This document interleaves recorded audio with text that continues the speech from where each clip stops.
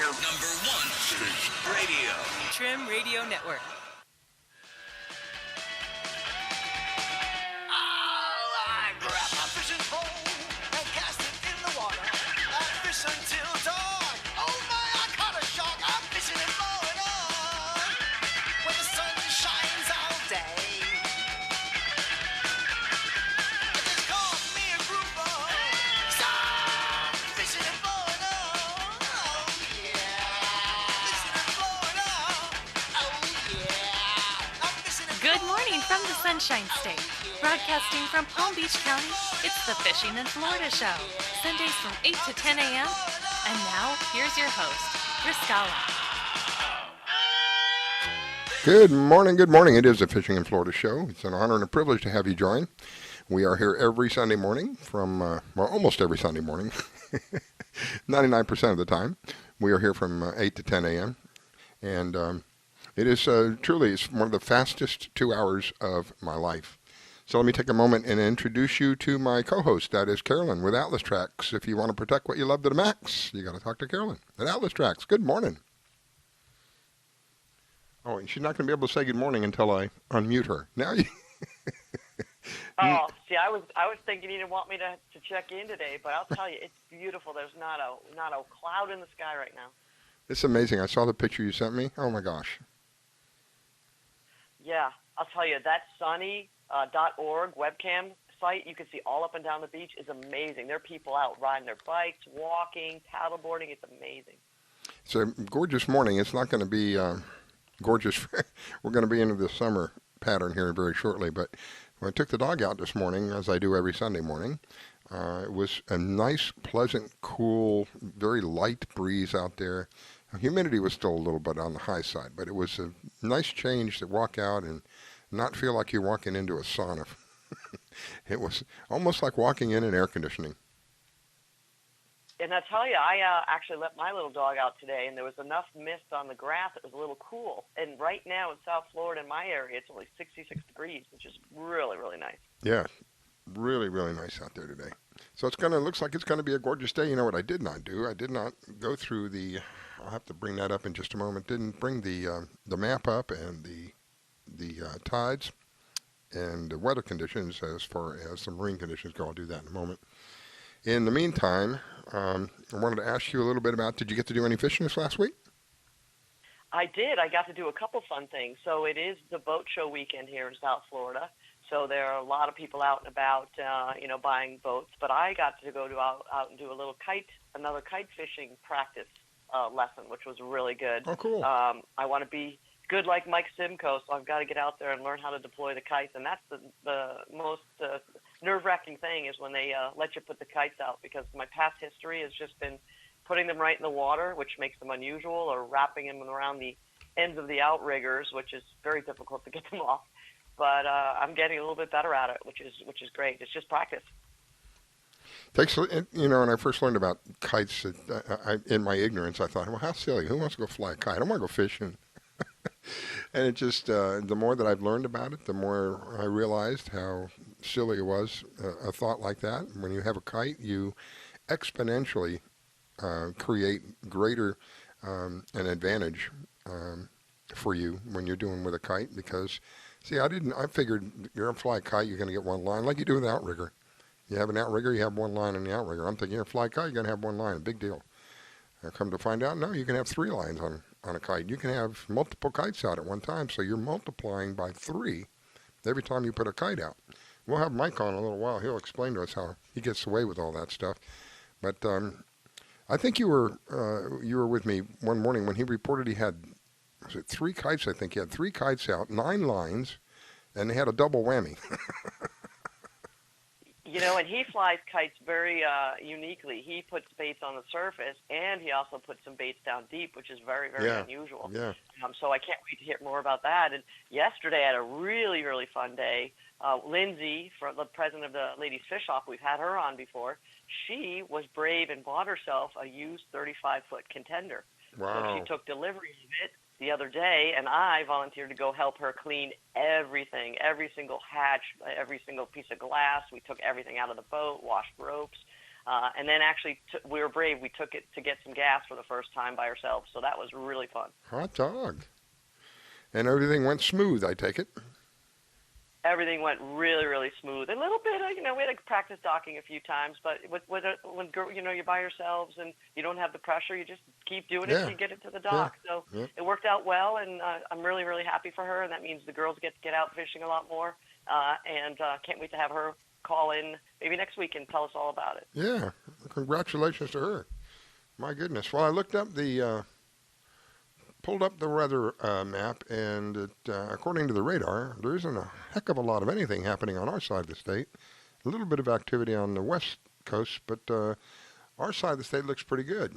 According to the marine forecast at Marine Weather, it's going to be one of them days where if you've got a boat and you don't like the waves, today is your day, because we're looking at 2 to 4 feet max. The intercoastal waters will be a light chop. According to the picture that my co-host sent me, it looks like a puddle. It is flat. So it's if you've got a small boat, today's the day to think about going out and doing some fishing. It looks like it's going to be a gorgeous day. The high today is going to be back up to 83. It's probably not going to happen for a little while. Right now, we're currently at about 68 degrees where I'm at. It is gradually getting warmer. When I first got up this morning, it was 63. That was 7 o'clock. So in an hour, it's already gone up 5-6 degrees. So it's going to continue to get warmer during the day. If you want to enjoy whatever cool part of the day is, you better get out there right now, because it's not going to last long. So, well, the nice thing too is that it's a west wind right now. So even if it starts to blow for us down here, it's going to keep that close-in sea conditions pretty flat. So even if it gets up to 20 miles an hour, we're pretty safe, or any boater's pretty safe to just stay along the coast. So we do have a boat show, but I don't know where that, in my ignorance here, I didn't bother to look it up. Where's that happening at? Here in West Palm? Actually, it's the biggest boat show. It's the Fort Lauderdale Boat Show. It went on from Thursday. Today is the last day, and a lot of folks are going to be down there walking around, and it's nice to have, I had to go through that traffic the other night. It's nice to see everybody out. It was so packed. People are out there enjoying looking at boats and supplies and equipment. And I'll tell you another fun thing we did, myself and Lindsay. There was a big billfish conservation gala this Friday, and it was a dress-up party, and the theme was space. So you can only imagine fun costumes that the actual attendees were wearing, anything from Star Trek to Spaceballs to Princess Leia, and we all dressed up as little space raffle ticket girls. So a great event. Robert the Fly was there. He's been in on our show. Carrie Chen, the artist, was there. They were all helping with the conservation part of it, but a lot of fun for that kind of weekend. Wow. Well, you mentioned the boat show, and like I said, in my ignorance, I didn't check into it. I thought it was up here in West Palm. I come to find out this morning that it's the largest boat show. Duh. The light bulbs aren't lit up on bright right now. I didn't even have they didn't really do that much marketing, surprisingly. And the Palm Beach one that you mentioned is usually the end of March. So that's going to be a really good turnout this year. How many people you think looks for this one in Fort Lauderdale? How many people you think turned up for that? I know that's a pretty big show. Over 100,000 easy. I mean, oh my gosh. It was amazing, the private jet traffic that we had over our house the last 4 days. And I wondered, why were there so many private jets, coming so low? And they were flying into executive for the boat show. Wow. So it's a real big one. And actually, I had to go through all that traffic Friday night, and it was great. Nobody was wearing masks. Everybody was having a good time. I just happened to get into the traffic jams of it. But people are out and about, and it's a huge event. And I couldn't imagine, undertaking of bringing all those mega yachts in and tying them up, and now everybody has to start leaving tomorrow. So it's a huge undertaking. It's a pleasant surprise to see faces in the nude. Yeah. After all of that masking stuff. Yeah, I'm really. I think Lindsay's going to head down there today and just walk around. But I'm going to go boating because we're dropping our boat in the water in about 45 minutes. Hot dog. Yes, can't say no to a day like a report you just gave. My goodness. Well, we don't have Robert on this morning. He has a bike. He's doing a bike trip with, I think, a group.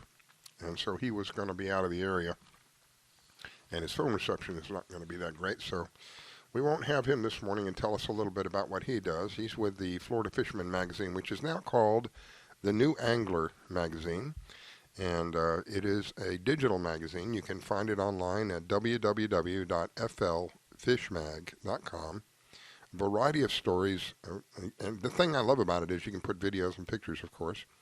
But the variety is great. And the amount of stories that are in there, I mean, you can literally spend hours just reviewing what some of the material that's in there.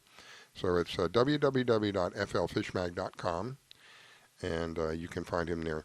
We'll have him on next week. In a little while, we're going to have Kathy Gillen on. Kathy's with the IWFA, that's the International Women's Fishing Association. They had a tournament down in the Keys. She's going to tell us a little bit about that.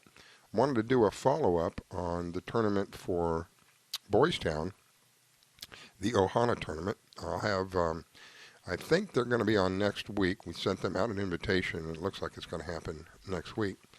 And I was trying to get a hold of Lisa Fitzgerald. I haven't been able to reach her. I wanted to get the latest. I think somebody won a boat and a car in the CCA Florida, or CCA tournament. So I wanted to get an update on that. So we'll get next week. I hope I have at least one or two of them on. We'll get some updates on what's happening there. Speaking of updates, tell me a little bit about the latest and greatest that you have with all of, I'm surprised you have all these different products now, because I originally, when we met, I think you only had one or two products. Now you got what? You got a whole store full. She's got a whole store full of products. A whole store full is a great way to describe that now. I started with Atlas Trax, selling trackers, developing and selling trackers one at a time, turned into then boat alarms, turned into solar trackers, turned into smaller trackers, and we've got another even smaller one coming out soon that we're testing. But as people kept, buying boats, like, say, for example, Lindsay, they said, I need a safety E-perv, I need satellite phones, I need a pump on this boat I just bought. Can you help me? So I started selling everything marine. So people come to me, even if they just need an antenna for their boat. But primarily, we do safety and tracking. And here's a pretty good example. Lindsay just bought a brand new boat. It's in the water in an area where boats are stolen, and I hand brought her a tracker yesterday, and we hit it on the boat, and now if someone takes her boat, she'll know in the middle of the night if it starts moving. So that's how easy it is to install these trackers. Yeah, it is disturbing how much how much effort is being put into taking something that doesn't belong to someone.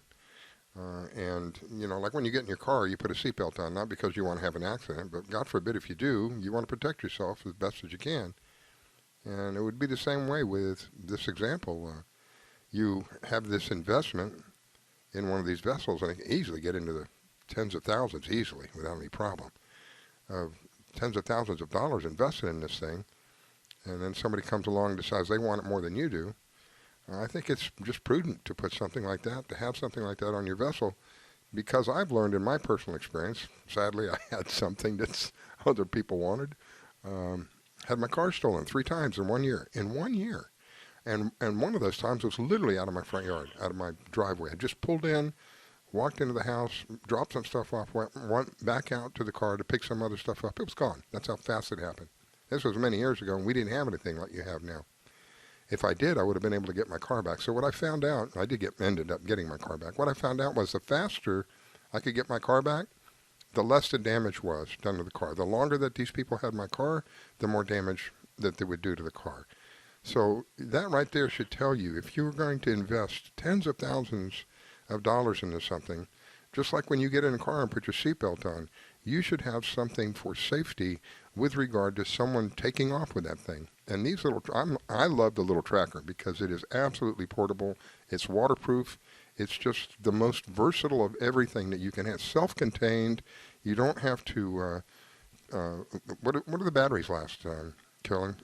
6 months, a year? The battery, yeah, 6 to 7 months, depending on how much you use it. If it's something that's just sitting, in your backyard and you use it on the weekends, it could be even longer. But the great thing is the batteries are monitored daily, so the customer will know the batteries are good or needs replaced. Isn't that amazing? So that's that's a really good feature. And I always, me, I check on everybody, and I always do reports and see who might have missed that time to replace the batteries, and we send out emails, or we personally call them and say, hey, you need to get some batteries in that tracker of yours. But there's most of our tracking is actually personal safety. So thankfully, we don't have that many thefts. We have people that are overdue from a trip, or maybe they found that weed line at the end of the day and their family's waiting for them to get home and they don't have cell service. So the families can log on and see exactly where they are, what speed are they going, what heading are they doing, whether that's a boat or a jet ski or you're in the mountains hunting, any of those. So it's really peace of mind for the people that are home worrying and waiting. You can't put a price on that. I mean, really, can you price that? Can you say, well, how much is peace of mind worth to me? And not that this is an expensive technology to begin with, but, think about it. How much is peace of mind worth to me? You can get this thing for, was it like $1 a day or something? It was very affordable. Yeah, $1 a day for the service. The tracker is only $500, and that's one-time investment. And, the great thing is that you could hardwire it, or you can move it from asset to asset. Some people will take it from their boat, then they put the boats away for the winter, and then they'll put it on their snowmobiles. We are coming into the snow season. We are going to be putting 75 trackers out in the state of Washington on snow groomers this year, and they'll be solar trackers, and they'll be able to go out and groom all night, and if they get stuck in a blizzard, they can go get them. Solar tracker. See, that's another thing, the innovation that's coming forward. You have figured out a way to put a small tracker on anything just about, and don't even have to worry about charging it, because it charges as long as there's some sunlight, you're going to get a charge. I think it's pretty cool. And then, of course, you can go back and see, with regard to fishing, you can go back and see where you've been, what time you were there, and then you could actually take that time and cross-reference it on a chart. You could tell what the tides were and what the winds were, and try to duplicate that again. If you had a good spot, if you found a good spot, you could wait for the conditions to be similar and go back out again. You could find it easily. It's amazing. It really is. I'm just amazed at the technology that allows us to do this kind of thing. And since it's not cell-based, it has virtually no limit. It doesn't matter whether you're down in the valley or up on top of the mountain, you're still going to have service. That's the great thing about it. And since having taken over this from a very basic product, you have gone into, oh my gosh, the satellite phones. How's satellite phones doing now? Satellite phones are doing really well because a lot of these phones, the phones we carry, also have SOS buttons and tracking. So I really want to focus Atlas Trax on being a safety company. Here's the great thing. The service provider that I use for the main Iridium and Inmarsat satellite phones allow the customer to suspend service for 3 to 5 months, which means you don't get a bill.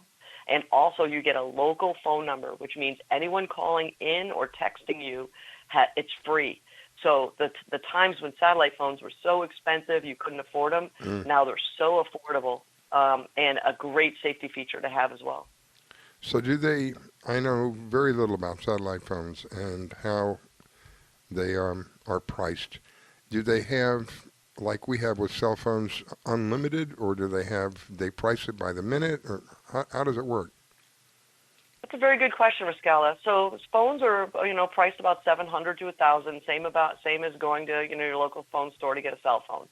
Then you can actually pick your package.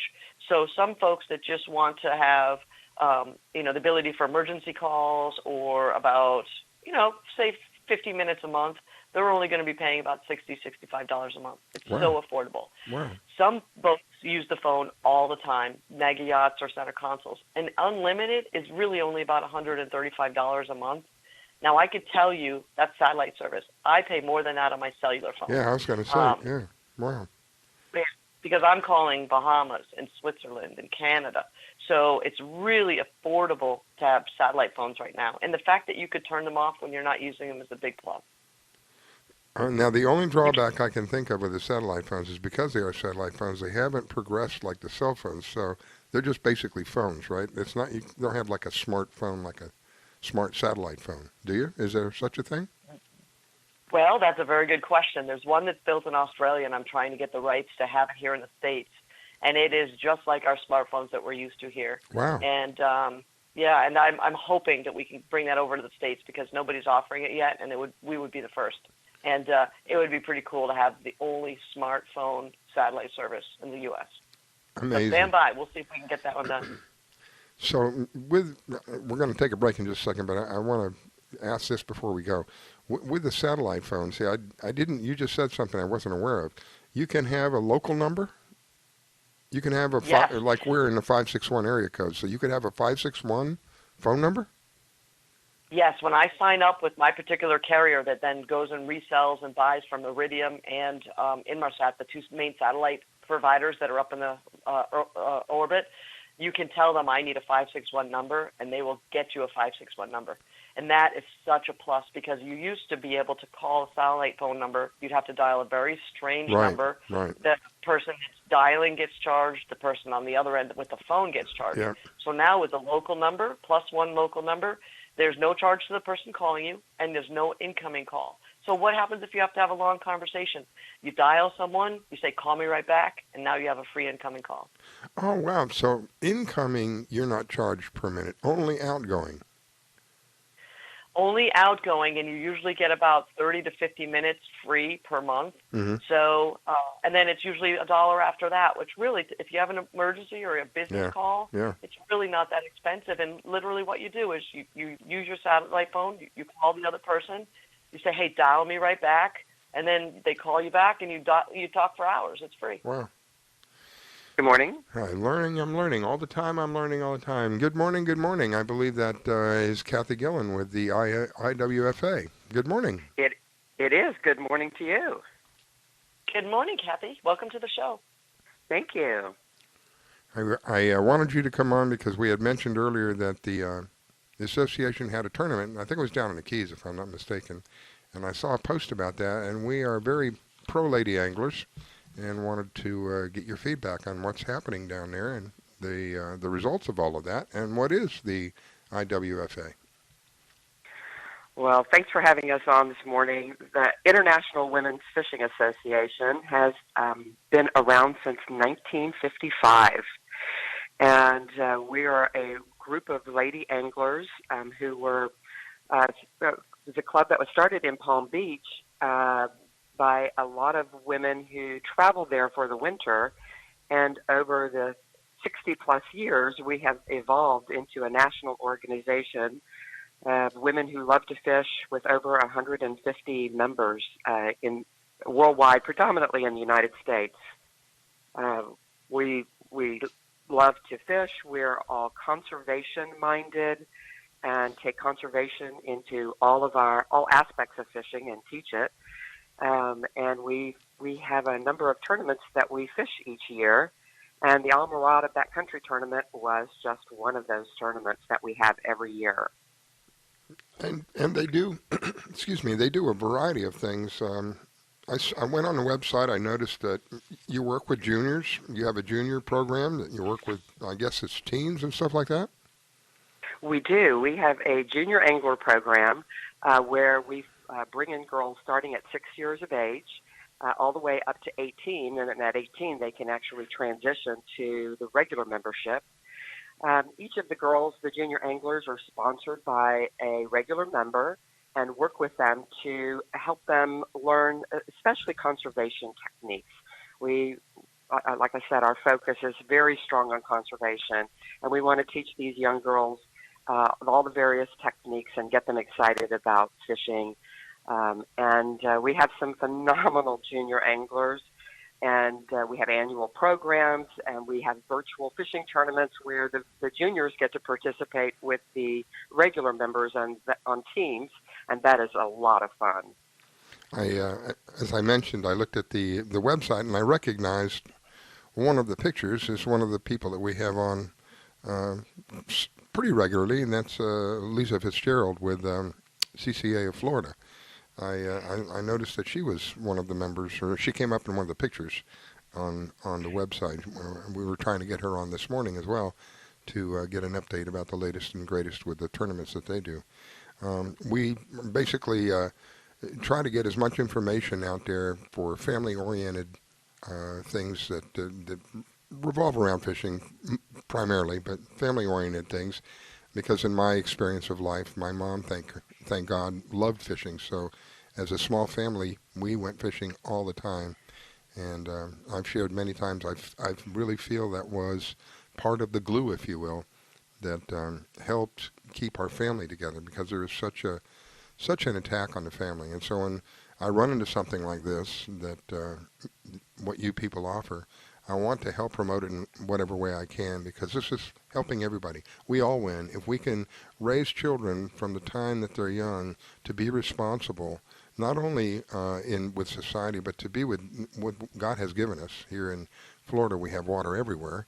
So it's not unusual to have some kind of involvement in water. And one of the greatest involvements for me was fishing.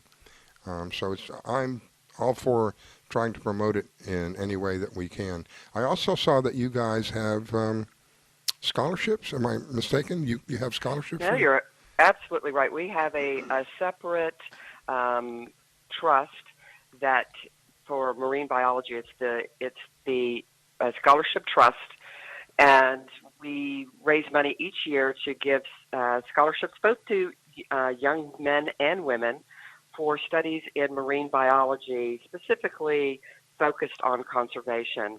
Last year, we gave 35 scholarships for advanced studies in marine biology to students. Awesome. Wow. See, again, everybody, it's one of those things where I'm the kind of guy that likes to promote situations that come up where everybody wins. This is one of those situations where everybody wins. I mentioned Lisa Fitzgerald with CCA. They have a tournament that runs, I don't know, it's like months. It runs months. But one of the things that really caught my ear about it, because I come from a plastics background many years ago, ran a plastics plant.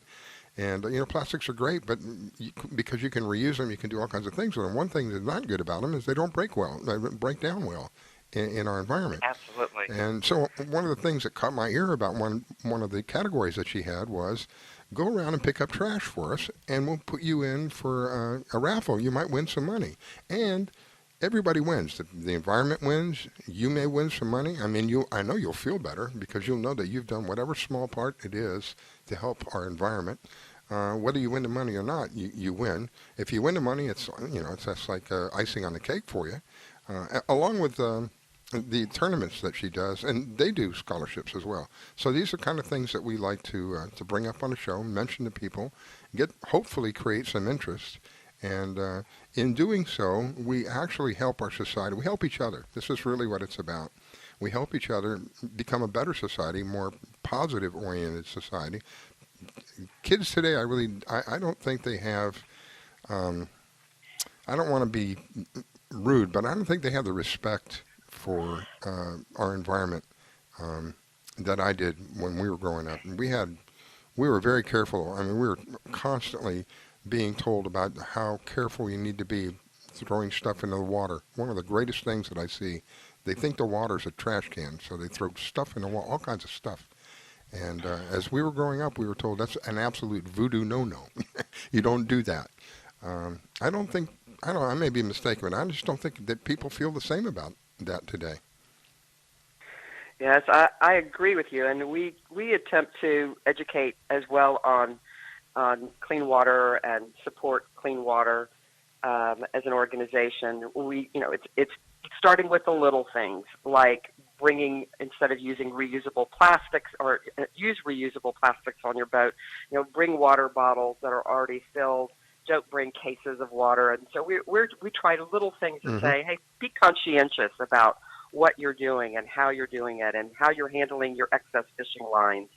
It's starting with the very basics and ingraining that at a very young age. And we do that especially with our junior angler program.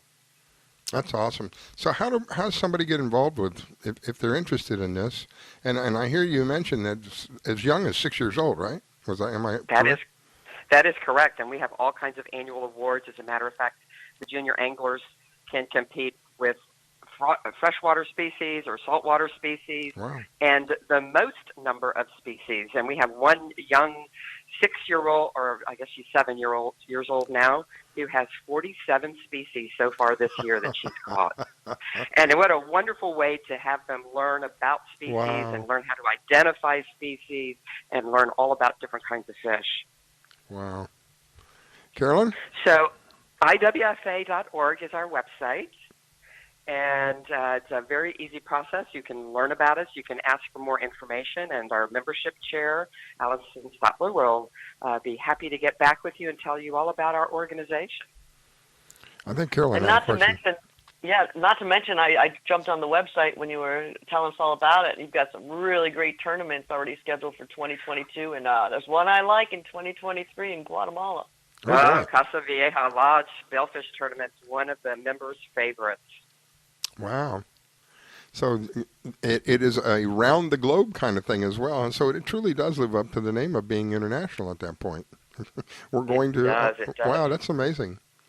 I'm very pleased to have you on, and I want to look forward to having you on sometime in the future, giving us an update, telling us what the latest and greatest is. So your next tournament that you're going to be sponsoring or you're going to be involved in is how far away is that? Our next tournament is actually a bass tournament. It'll be at Lake Okeechobee. Oh. And that's going to be the 1st of April. And the 1st of April will be here before you know it. It will. And then in the next summer, we'll be in Venice, Louisiana, fishing for those fabulous redfish and trout. Oh, my goodness. Oh, that's Wanda Stewart's neck of the woods. Yeah, Wanda and Captain Clyde with the Crappie Psychic. Yeah, We love Venice. There's a lot of phenomenal fishing that happens in the Louisiana area that I hear about. I've never been there. Been on the west coast of Florida quite a bit, but not all the way up to Louisiana. So I'm sure that's going to be exciting, all that coming up for you. Kathy, I greatly appreciate you sharing with us this morning and taking the time to tell us a little bit about the Women's Fishing Association. Again, the website is www.iwfa. That stands for International Women's Fishing Association. www.iwfa.org. Kathy Gillen is the president. It's been an honor and a privilege to have you on with us this morning. Let me give Carolyn an opportunity to say goodbye to you. I wish you an awesome day, my friend. Thank you. Thank you for having us on. Absolutely, Kathy. Quick question. To be in your tournaments, you have to be a member, or can guests sign up for the tournament like in April? No, you do have to be a member to be in our tournaments. They're very, very popular, so that's one of the benefits of being a member is that you get to fish, any of our tournaments. Awesome. Perfect. Well, have a wonderful Sunday. Hope to have you on soon. Great. Thank you. God bless. Bye-bye. You're listening to the Fishing in Florida show. We'll be right back.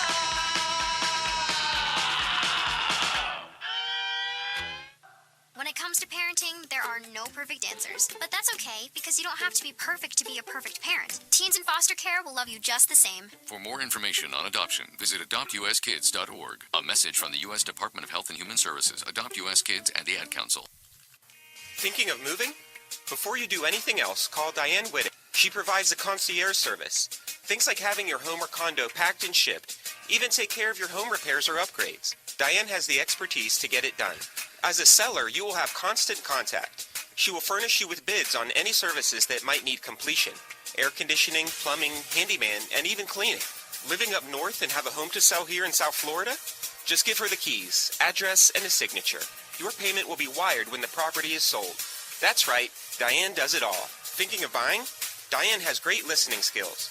Tell her what you want, give her your budget, and like a genie, she will make your real estate wish come true.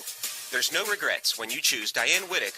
To reach Diane, call 561-247-5478. That's 561-247-5478.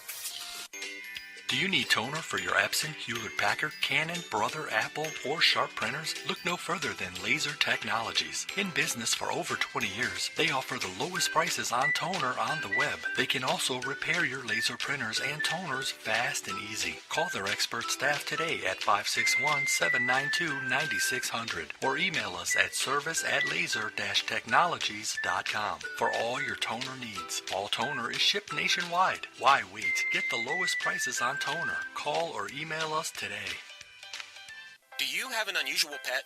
Did you know that the Rainforest Clinic in Loxahatchee specializes in exotic pets? They see pets that other vets don't. Parrots and chickens, ducks, geese, turtles, snakes, goats, pigs, lizards, and even monkeys. Are you a beekeeper? Dr. Clubb, the first of her kind in the area?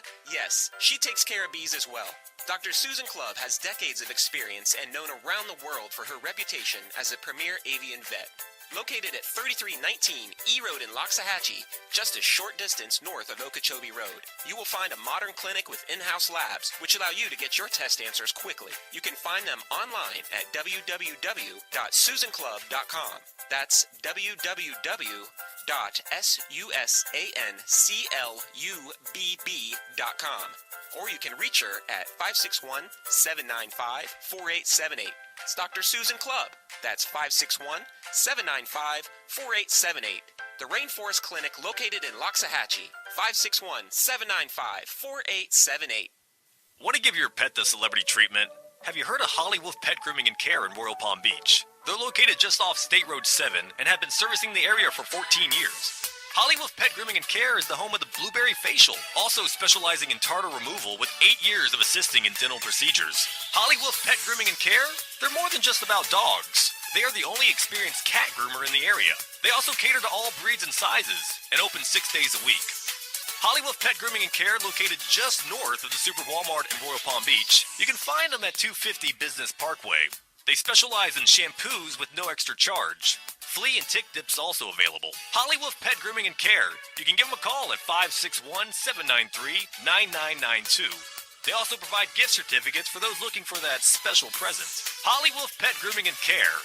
561-793-9992. They're located in Royal Palm Beach. That number, 561-793-9992. Call for your appointment today. This station is now the ultimate power in the universe. We have ignition. Strap in. 5, 4, 3, 2, 1.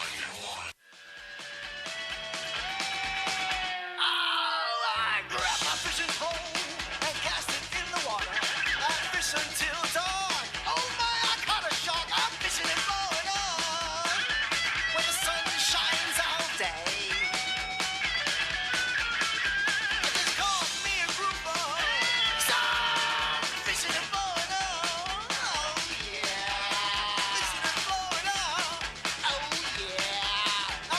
Good morning from the Sunshine State.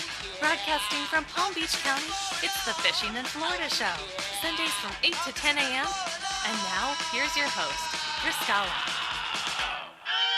All right, we are back. It is the Fishing in Florida Show. This is the fastest time of my life, I swear. This goes by like a blink of an eye, these 2 hours. It just amazes me.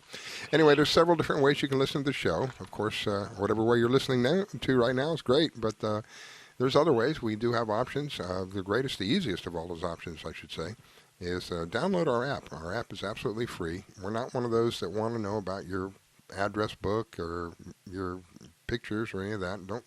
We just don't think that's our business. We just want to offer you a way to listen to the network, and the way to do that is one of the easiest ways is to download our app. You can find it in the stores for Android only. Again, there's no push notifications, there's no spyware, there's no malware of any kind. It's just an easy way. It's like a radio that's tuned to one station. So another way you can listen to us is if you have the TuneIn app. Of course, you can tune in Marina Rock Radio on Sunday mornings. A big thank you to Marina Rock Radio. They allow us to use their servers on Sunday morning, so we get to reach their listeners as well. So a big thank you to Juan over there at Marina Rock Radio. If you are on Facebook, if you're a Facebook fanatic, then you can go to our page on Facebook, Fishing in Florida Show, and you can click on Contact Us. That's another way. If you are on the web, we do have a website. You can go to our website, fishinginfloridashow.com, and you can find a player there. That's another way you can listen to us. So we do try to make it as easy as possible because we would like to have as many of you join us in the fun on Sunday mornings. And for me, a lot of times it's learning. I had no idea what the IWFA did, and I was very pleased to learn a little bit about them. Looked at their website last night, went over it a little bit. And again, it's one of those things where everybody wins. I like that. I mean, I'm maybe weird in that, but I do. I like it. I like it where everybody wins because I'm part of everybody, right? So in a way, it's kind of selfish. All right, let me take a minute to welcome back my co-host. That is Carolyn with Atlas Trax. If you want to protect what you love to the max, you got to talk to Carolyn at Atlas Trax. Welcome back. Yeah, absolutely. And you know what? You were right. This is the fastest 2 hours. I turn around. It's like, oh my gosh, are we up? It's up already. You know, I just blinked a couple of minutes ago. Here we are, already in 3/4 of the way through the first hour. It's amazing. So we were talking a little bit about some of the technology that you offer and how you have expanded from, oh my gosh, from just trackers now on to just about anything that you can imagine. Are you doing rods and reels? You know what? That would be, it would be great to do rods and reels, and with all the connections and wonderful people that have wanted to donate and are donating rods to the Pink Ladies. I mean, it'd be a really easy thing to do. It's just amazing, you know, the equipment and everybody has different needs, and you know, some guys are fishermen, some ladies want to go cruising. It's amazing that the different types of boaters that reach out to me, and even you know, people with even just airboats are starting to reach out to me now. Oh wow. You know, that's something we rarely talk about. I've had, you remember Toby? I'm trying to remember his last name. I can't think of his last name, but he was the one that was, he had a permit from, I think it's the state, maybe from the Fed, but he has a permit. And he goes out and he hunts the big boas out there. And you remember that? I think you were with me then. And he was telling us the story about how they shouldn't hunt these things individually because it's quite dangerous. One of the people that he knows was out there individually, got a hold of one of these things. I don't remember, some ridiculously big thing. I think like 18 feet long or some big thing like that. And he was by himself and this thing bit him and almost drained him of his blood. Now the little, what I was going to ask you is the little, what do I want to call it? The small one. Does that have the mini trout? Yeah. Does that have an SOS on it? No, it doesn't. Our trackers are all one-way communication devices, meaning if you move, they send a signal one way back to the satellite and back to the customers. Mm-hmm. There are other safety devices that we do carry that are handheld devices that do have little SOS buttons, and they're good to have clipped onto your life jacket, which most people should have on their boats, or even out hunting. You know, if you're out hiking for a long day, it certainly would help people. Search parties if, you know, something happens where you get injured or you just got lost. But yeah, there's devices we also sell through Garmin that have two-way communication. Yeah, see, something I would want to have something, especially out there in the glades. You don't know what you're going to run into out there. And if you're by yourself, I think you're kind of inviting disaster anyway. But, you know, a lot of people, they want to do it by themselves, and this particular individual did. And the only thing that saved his life was he was able to get back in time before he literally died of being, just drained out of all of his blood. He had something that could tell somebody there was an emergency, they could find him a lot quicker. Because if you get out there, you know, I've mentioned before, if you're out on the water, a day like today is not a good example. But any day that there's a little bit of wave action, you put something in the water and see how long you can watch it. In the blink of an eye, this thing will disappear before you. It is almost impossible to find something out on the water, even from up like in a helicopter. It's still very difficult to find anything out there in the water. Having something like this with you is literally like allowing somebody a spotlight to find the proverbial needle in a haystack. That's why I'm so passionate about having something like this. You go out into the glades. Cell service, I don't even know if it exists out there.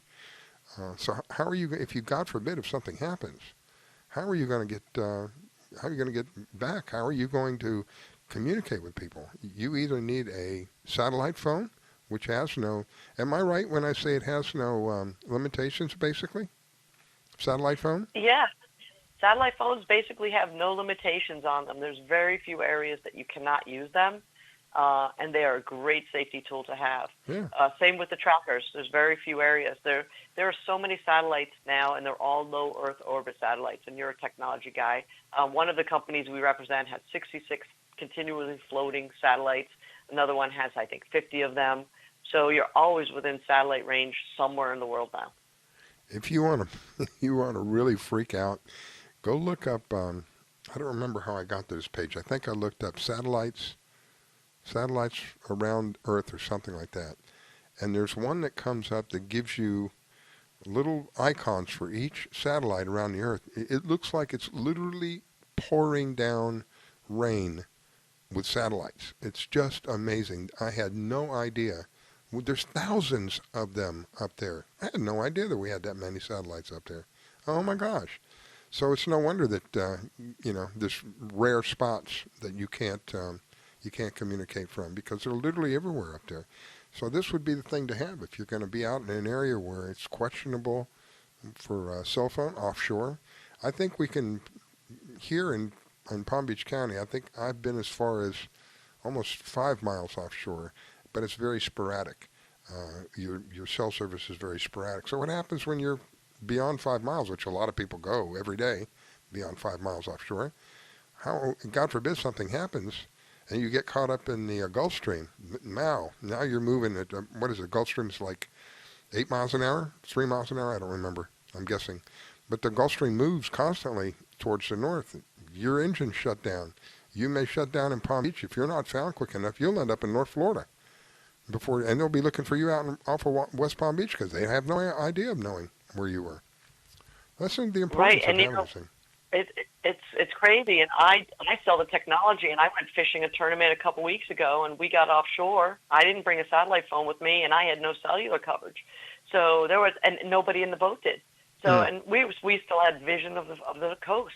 So really, if you're going to be out there fishing or long day trips, it's something that you can have, and and even with the trackers, we rent them. So if somebody's going on a trip for just a 4-day or a 7-day trip.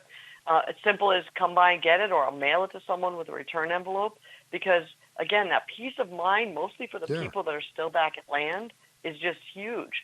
And we've had cases where, maybe 2 or 3 cases, where the customer's EPIRB went off. And an EPIRB is a beacon that, if it gets wet, for our listeners, notifies the Coast Guard. It's a free service. Well, when that Coast Guard notifies the family that their boat beacon has gone off, what's the first thing they do? They panic like crazy, and the Coast Guard's almost required to send up the aircraft or the helicopters. Well, if they have a tracker on board, they can just log on, see where it is, see if the person's moving or not. And there have been times when I've spoken with the Coast Guard, and we've compared our latitude and longitude numbers with what the Coast Guard thinks the beacon is. So, I take that extra step to make sure that the person on land is not totally having a nervous breakdown worrying about the family. And in each case, they were trolling or stopped to fish. There was no emergency cases. And again, it's peace of mind. You can't put, what kind of price can you put on that? I wish I had that kind of thing for my mom when I had my boat many, many years ago. We would go out and, especially during the summer, we'd be out offshore sometimes 12, 14 miles offshore. And this is down south, down in the Keys. And there was no way to communicate back to her, and she might be experiencing one of these thunder boomers, these afternoon thunder, which sometimes are notorious, winds and heavy, heavy rain, and she would think to herself, "Oh my God, he's in the storm." She had no way of telling her that we're nowhere near that. Where we're at is nice and sunny and calm. Having something like this, parents have this ability to constantly worry about their children. Regardless of what age they are, they're always their children. So having something like this is, how can you put a price on that? I couldn't put a price on it. And I'll tell you, Rascal, your scenario that you just said happens all the time. A quick storm comes through, but maybe the person's 80 miles offshore. So someone can log on and say, oh, okay, that storm's here on the coast. It's not 80 miles offshore. Yeah. And even we talked about the what I call boat alarms. So we have trailer alarms and boat alarms and things that you could just wrap through the wheels on your car in your driveway. So at least if somebody tries to steal them, it makes an audible noise. So if you partner something like a security system like that that's so affordable and tracking, then there's no reason if your stuff is stolen or you're overdue, to not be found very quickly. And the faster, in the case of where it's taken, the faster that you recover it, the more the odds are that you're going to get it back in the condition it was when they took it. The longer that they have it, the odds are that you're not going to get your equipment back in the condition it was when they took it. Because the longer that they have it, the more time that they have to take all the whatever they want off of it, whether it's the electronics, the engines, whatever that might be. Sadly, this is happening here in South Florida. I'm sure it's happening other places as well, but it's happening quite a bit here in South Florida. They have this, what would you call it? They have this, I can't think of the right word. They go out and they steal a truck, a heavy-duty truck, and then they go they have a boat in mind already. And, you know, when I heard about these boat thefts, I really didn't look into them until I met with Bruce Marks. Bruce is someone who became, instead of becoming a victim, he became a victor. He had stuff stolen off of him, and he did something about it, and he's made a great movement. People like him are awesome in South Florida with some of the stuff they've done. So he suffered a theft, and then he took the people to task that make these GPSs, for example, the Garmin's. There is no way to recover a Garmin if it's stolen. That's the silliest thing in the world. Here it is as a GPS. You've already got the technology built into it, but they don't have any way to recover it if it's taken. So these are some of the things that he was involved with. Having the ability to track your whatever it is that might be, having that ability and knowing where it's at. There was one, we mentioned this once before, I think, where I guess it's been a couple of months now. A man had his boat someplace, and this thing went off, and he was told his boat was moving, and his boat wasn't supposed to be moving, so he knew doggone well somebody who was stealing his boat. They got the police involved. They caught the people trying to get away. Without this kind of technology, what would be the odds of that man getting his equipment back? You remember that one, Carolyn? The guy called you, or you called him in the middle of the night? Oh, yeah, absolutely. So his boat was stolen out of a locked fence storage. He started tracking it right up the road. Come to find out, 3 other boats, a total of 4, were all stolen that night. Because of our tracker, they were able to find all 4 boats. It was the only one with one of the Atlas Trax trackers. Although the engines were cut off of every single boat, everything was still recoverable. Everything was fixed. And 2 of those boats came off of Outdoor World Bass Pro Shop, which had security cameras, and they took 2 boats out of there. Wow. And let me tell you how creative these guys are. I heard 2 cases. Now, boats are worth about $100,000 to over $1 million. I had a case where someone paid for a storage facility, a fenced storage facility, to get a key card access to this yard so they could go in about a month later and take a truck, exactly like you said, hook it up to a boat that was stored there, just drive right out. And they took the license plate off, so they couldn't even find them. That boat was never recovered. Wow. That's one case. I have another case where people actually will pretend to be a landscape company, actually cut your grass. Yeah. Yes, we read about this. Cut your grass. Yeah. Yep. And then come back and steal your whatever in your backyard, your kayaks, your jet skis. So these are people that are actually providing a service to pretend to get in your backyard. Scope the area out. I think we have Bobby Crume on. He's with the Flite Center, and he's going to tell us a little bit about the latest and greatest that the Flite Center has come up with. Good morning, my friend. Good morning. Good morning. I apologize for being tired. That's all right. Go ahead, Carolyn. No, Bobby, I was going to say I was hanging out with Lindsay yesterday from the Ladies Fish Off. She just bought herself a nice 35-foot boat, and I was the volunteer to come in and help her clean it. We were talking about you yesterday. Oh, I can't wait till next weekend. Oh, yes. So tell our listeners what's going on next weekend. Well, next weekend is the Ladies Fish Off, correct? Yes. Next weekend is the Ladies Fish Off check presentation, and we are donating or presenting Bobby with the money that we raised at the Ladies Fishing Tournament from June. That is awesome, but I also get to hang out with some awesome people too. So that's one of the highlights as well. You have a lot of people that support, your program and different things, but the people that supported us so very just great. I mean, you guys are a pleasure to hang out with. Our agency is, we're ecstatic. We're so happy that we're able to partner with you to help our youth. It's just going to be a great time for us. So, Bobby, go ahead, Carolyn. I'm sorry. I was going to say the other thing that's real fun about this is we picked a place called the Beachcomber Hotel, and it's oceanfront with a beach, swimming pool, cornhole games, all kinds of fun stuff. So Sweet. It's going to be a beautiful beachfront little event that we're going to be doing. So sorry to interrupt there. I just want to tell Bobby, bring your swimsuit. Yeah. I was going to ask, for those who may not be familiar with what Flite Center is or what Flite Center does, give Bobby an opportunity to tell people about another organization where we all win. This is another one where we all win. Go ahead, Bobby. All right. Well, the Flite Center is, we are a central hub. We're a one-stop shop for all youth that are aging out of foster care. So when those youth age out of foster care, they're able to come to our program, to come to our agency and get assistance with trying to locate housing, affordable housing. There's different programs that we have that are able to help them, assist them with the financial needs, to assist them with the location of things. We also have our education department, where we're able to help the youth through our GED program to get their high school diploma. We're also able to assist them with enrolling in college. So, college isn't for everybody, so there's another program that we utilize. It's called Broward Up, where youth can get certifications. Different schools offer those. Broward College definitely offers those, that you can get certifications and make more money in a lot of ways than they actually think they can, than someone who's actually graduated with their college degree. So there's a few different routes for that. Then we have a lot of different programs where we're able to offer employment. We partner with Subway.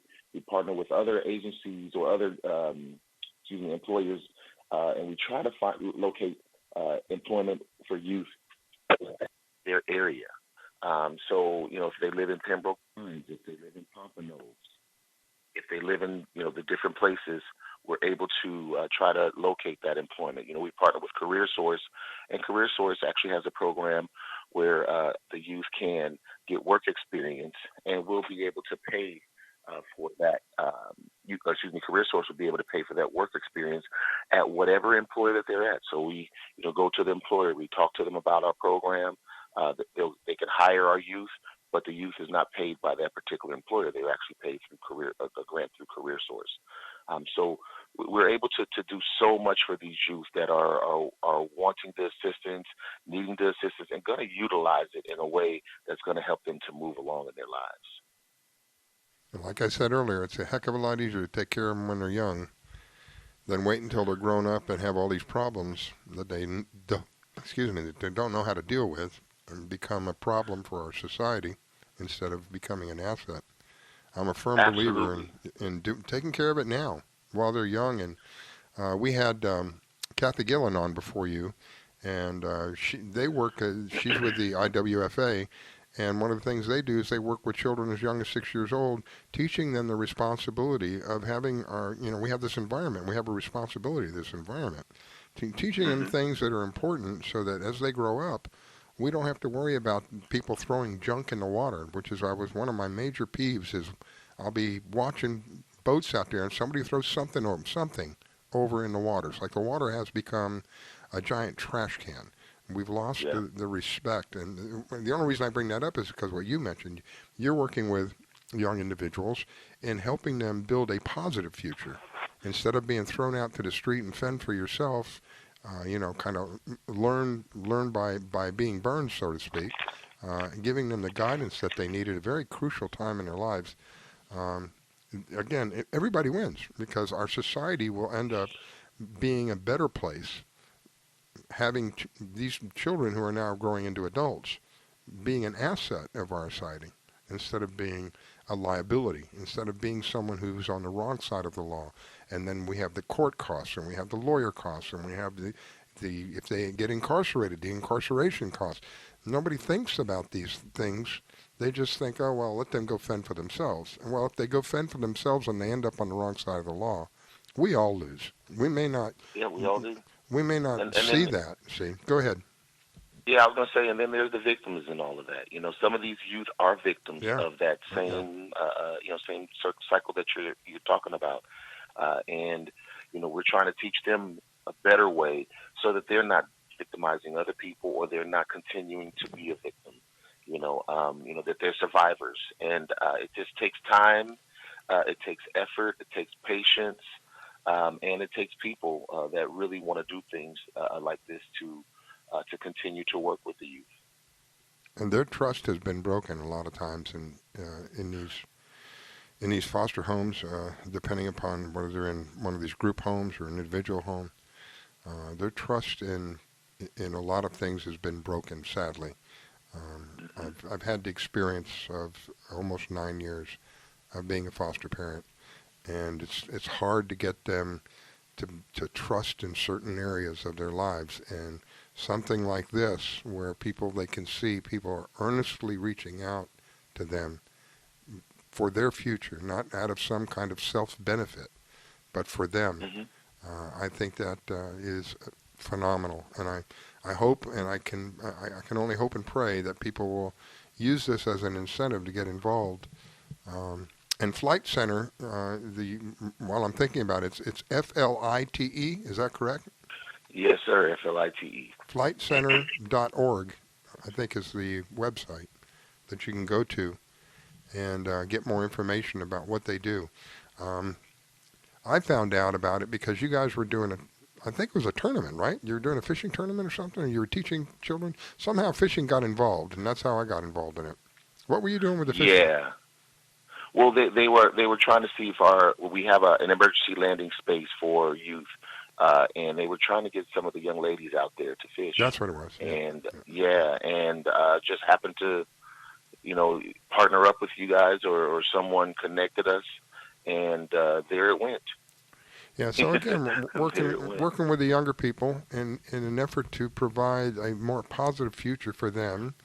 And the result of that is you have somebody who now becomes an asset of our society. Instead, sadly, if they're put on the wrong path, they become a liability.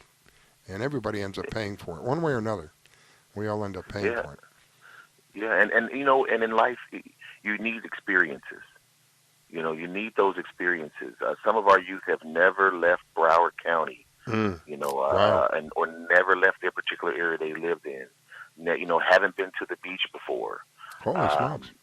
Wow. Yeah, you've had youth that don't know anything about anything outside of what their homes are, and these experiences are definitely things that you take with you for the rest of your lives. And even if you don't do it again, maybe you didn't like it, maybe you loved it, but it's something that that kids can take with them and pass on to their kids as well. Say, hey, let's go to the beach, and then that exposure, gets them out there and meeting other people and seeing the behaviors of people at the different places. And as we say, it takes a village. Yeah. Behaviors of other people definitely teaches our youth, how to behave themselves. I agree. It definitely has an effect on them when they watch how people treat other people. Go ahead, Carolyn. I was going to say what's amazing and how we met Bobby is with the Ladies Fish Off, which has been a tournament out of Lighthouse Point for, I think, 35 years now, and as being on the committee for a very long time. And what was great about this year, it was the first year in June, is Bobby brought a bunch of the kids from the foster care. They were working the docks. They were wheelbarrowing the fish. They were giving out water. They got fresh air for the day. Cool. And it was a lot of fun. And Bobby was there for the captain's party, and I still crack up. We did a dance-off for live bait, which was hysterical. And Bobby and I were standing next to each other just shaking our heads, and people were dancing. Every team was dancing to get some live bait. It was so fun. My goodness. Yes. I can't wait to come out and visit with y'all again. So much fun. It's a great cause, and it's a great event. And again, it's something that a lot of people don't even know. I never knew there was this type of event that you have, and it's just awesome. So, well, we're going to be very honored to donate our check to you tomorrow, and it's been too long in the coming, and we can't wait to see you guys next on the 7th over at Beachcomber Hotel. Cool. Absolutely. I will be looking forward to it. And I won't be dancing too much. My knee is not doing too well. But give me a few months and I'll be back to normal. Awesome. All right. That's all right, Bobby. Some beanbag chairs over there. So thank you so much for participating with us. All right, Bobby, thank you for taking time to share with us, and thank you for what you do at the Flite Center. And those of you who want more information, it's FLITE Center, and Center CENTER. Sometimes they spell it TRE. FliteCenter.org, and you can find more info there. Thank you, Bobby. We'll be right back. Thank you guys so much. Bye-bye. You're listening to the Fishing in Florida show. We'll be right back.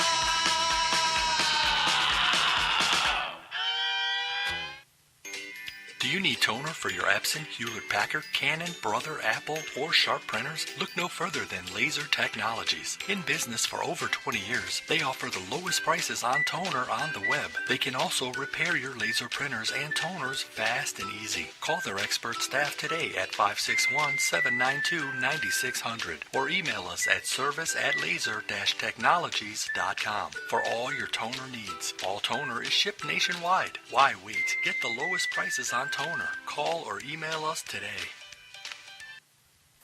Thinking of moving?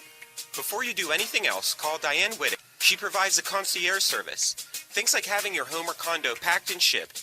Even take care of your home repairs or upgrades. Diane has the expertise to get it done. As a seller, you will have constant contact. She will furnish you with bids on any services that might need completion. Air conditioning, plumbing, handyman, and even cleaning. Living up north and have a home to sell here in South Florida? Just give her the keys, address, and a signature. Your payment will be wired when the property is sold. That's right, Diane does it all. Thinking of buying? Diane has great listening skills. Tell her what you want, give her your budget, and like a genie, she will make your real estate wish come true. There's no regrets when you choose Diane Whittick. To reach Diane, call 561-247-5478. That's 561-247-5478. You're listening to the number one fish radio. Trim Radio Network. I grab my fishing pole and cast it in the water. I fish until dawn. Oh my, I caught a shark. I'm fishing and blowing on when the sun shines all day. It caught me a grouper. So I'm fishing and blowing on. Oh yeah, fishing and blowing on.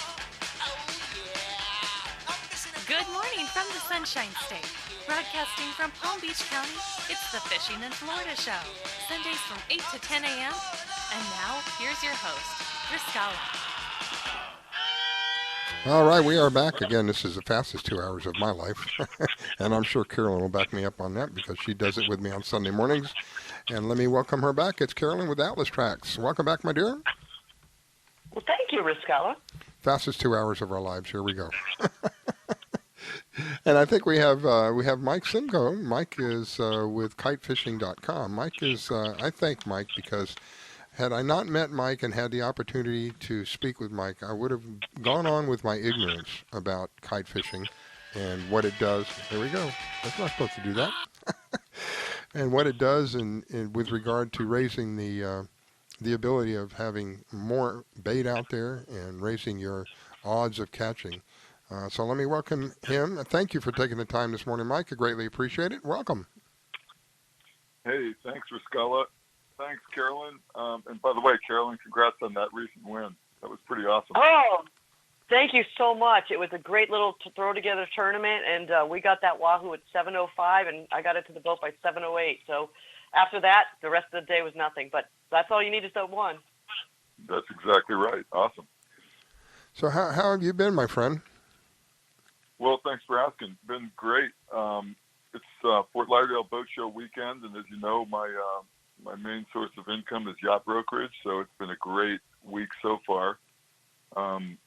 Busy time, you know, the economy's still pushing ahead, so we're having a great show, and after this, I'm getting ready to jump in the car and head down there. Oh my goodness! So you are willing to submit yourself into all that insanity, right? Was it Well, I packed? think to keep the HMY tag on my name tag, I better make sure I do it. Was it packed? Was there a lot of people there? It started. It started to, as you know, pretty typical. I mean, Wednesday through Friday, it just builds momentum, and then Friday afternoon was amazing, and then yesterday was just beautiful weather and packed. So today we expect the same thing. So how long does it go on till tonight? Tonight I think it's over at 7 p.m. And this is down in Fort Lauderdale, correct? Correct. There's two locations. One is the main location where the big yachts and most of the vendors are under tents is at Bahia Mar, right off the beach, and pretty easy access via boat, water taxis, or finding some public parking around there. But the water taxis I found to be an amazing way to get there and get in and out. You can also jump the taxi once you're in the show and end up at the second location, which is the smaller boats, center console stuff, which is at the convention center off of 17th Street. So I take it you're at the Bahia Mar? Is that where you're at? I am. I float back and forth depending upon what my clients need. I don't have a boat in the show this year, so that offers me the opportunity to take clients, everywhere and anywhere that they want to see and look at any boat, really. That's awesome. So tonight at 7 o'clock, it's going to be over. So if you want to go visit, does it cost? Is there an entrance fee to get in, or is it free to get in?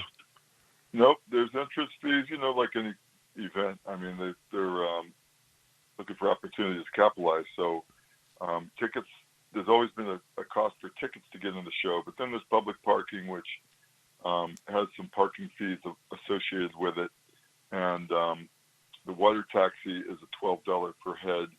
But one time you pay the water taxi, you can get anywhere for as long as you want, all day long. Oh wow! It's actually they give a little tour of the Los Olas area too, so you get to see some cool houses and things that are going on in the intercoastal.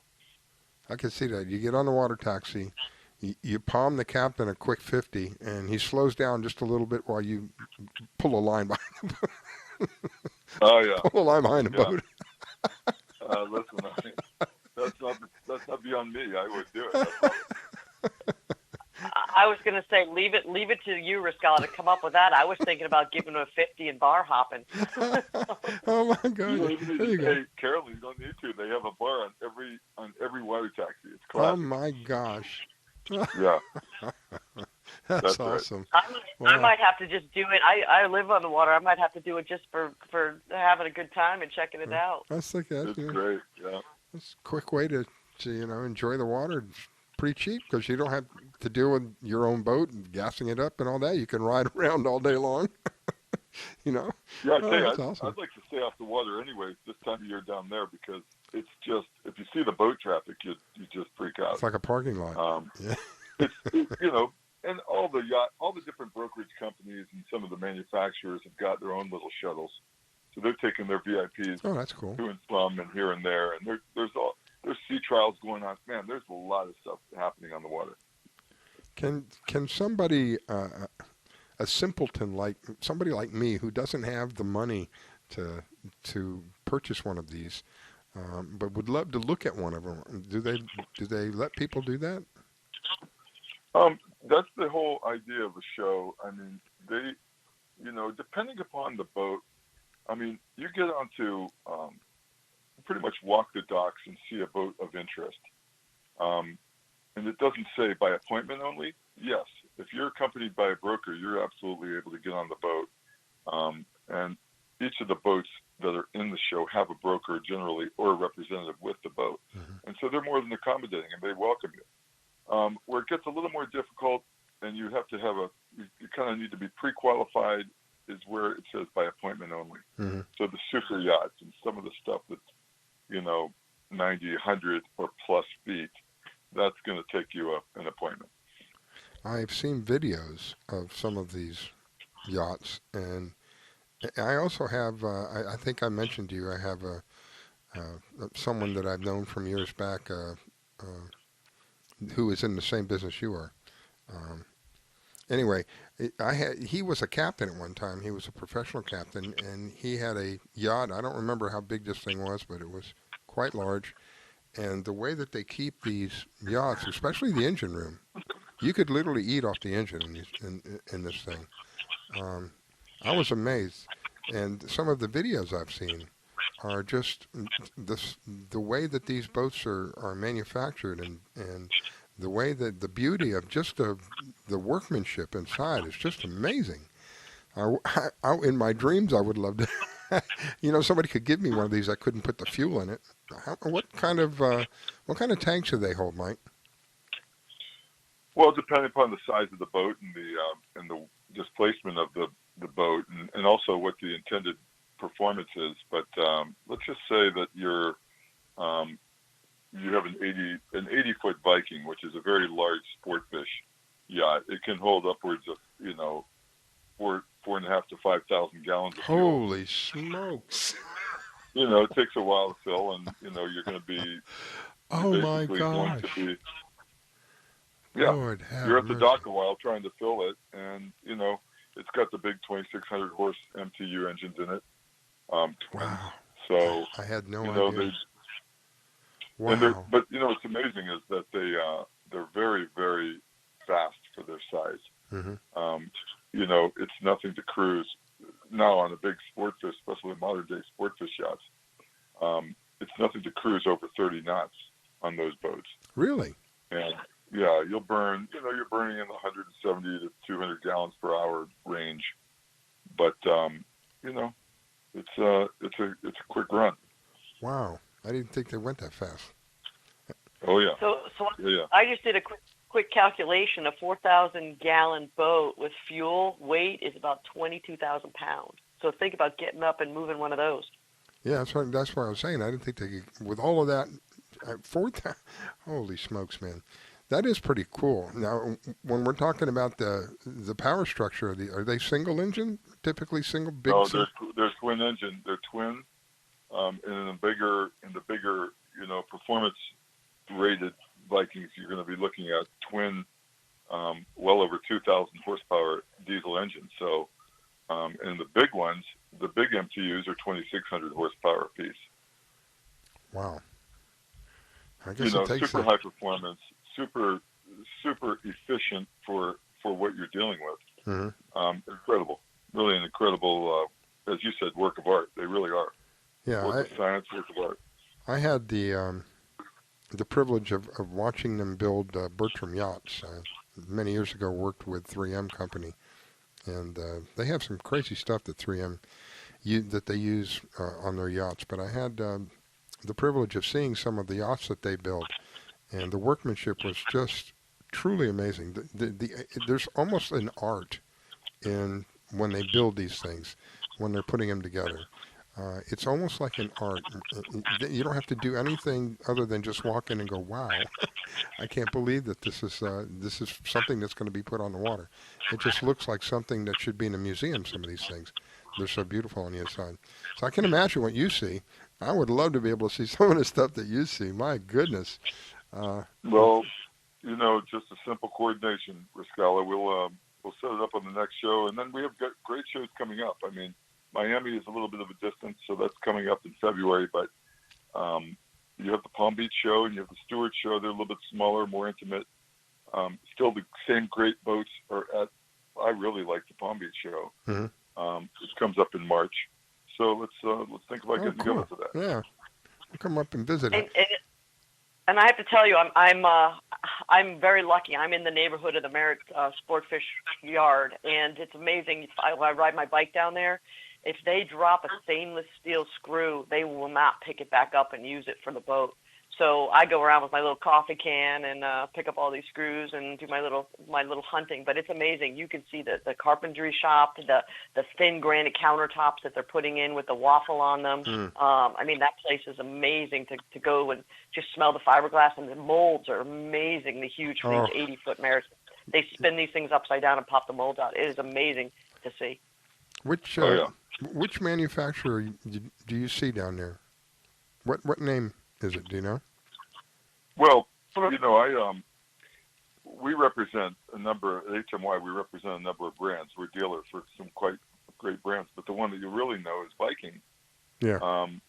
And you were mentioning 3M materials and such. I mean, there's been many articles written on how the manufacturing industry has changed in particularly sport fish, because these things are going so fast now. They're so heavy, and they have to hold together. Not only just hold together, but perform.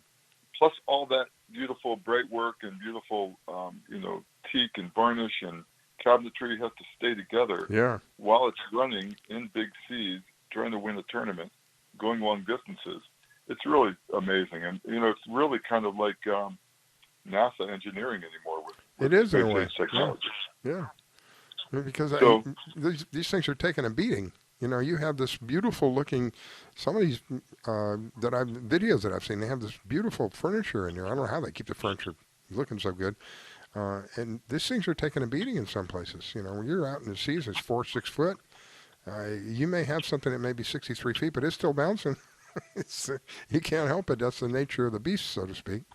It is amazing. Talk about that all, especially when you're in a fishing tournament condition where, everybody needs their little competitive advantage.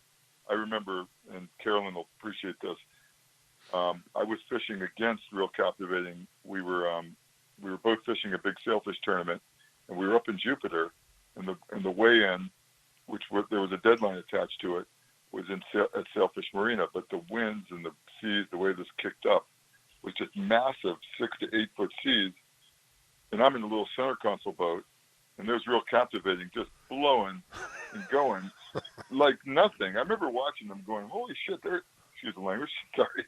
They were ripping through the seas at 30 knots and really not porpoising and just moving. And we were sitting there at 16, just trying up and down roller coaster. They got there an hour before us and had the boat pretty much cleaned. Wow. By the time I got to the dock. That is funny because I can vision those guys, because when they get down, and they're serious, and they don't care how dirty that boat gets. They get in and get it done. But that's a great team. Yeah, I can imagine that view. This is probably amazing.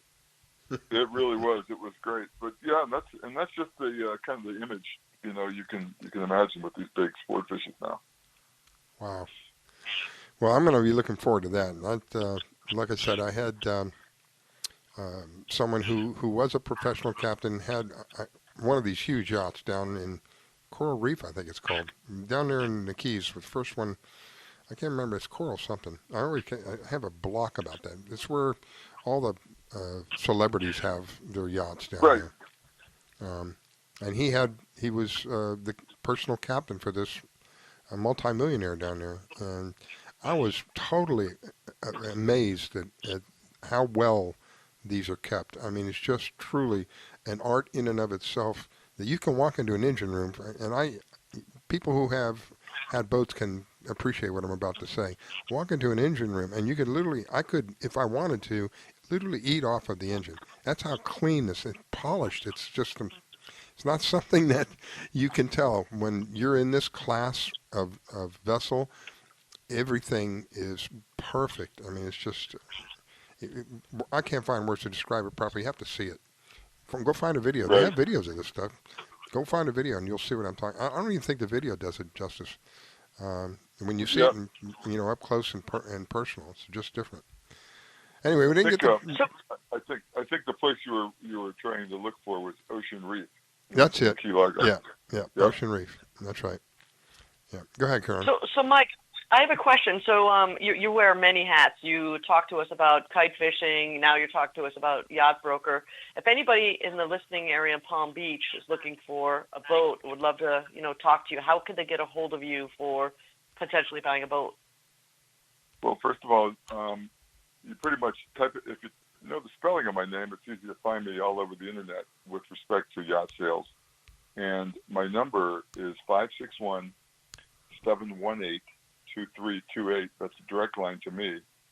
I also have a website called sportfishingyachtsales.com, which is another way to find me.